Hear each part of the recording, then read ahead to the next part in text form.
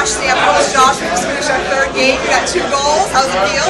It feels amazing. I never thought I would have a multi-point game. And once I got that opportunity with an empty net, I needed to slide home. I got a little bit of luck, but that's kind of the way the day's gone for me today. So I just want to keep the momentum going and get that part. The first goal was just pretty opportunistic. It was from a rebound, and I was able to just slide it home and go on the other side of the net.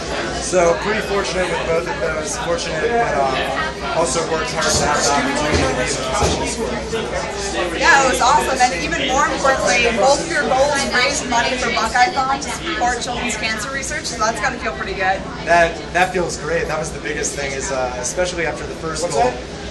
More than the goal itself, being in the presence of mind to drop the stick and go straight into a Bernie, because that's another $10. And then obviously after the second goal, it was a little less intense, so kind of a lighter Bernie, but still $10 nonetheless for Buckeye-thon.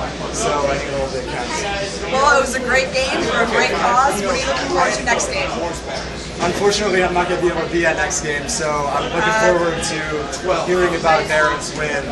So are your Nut House director position taking up your time? My Nut House director duties will prevent me from being at the next game, but I'm fully confident in these guys, and I know we're going to bring home a W. All right, well, good luck to the basketball team, good luck to the Nut House, and we'll let you know how it goes. Thank you very much. Go Barons!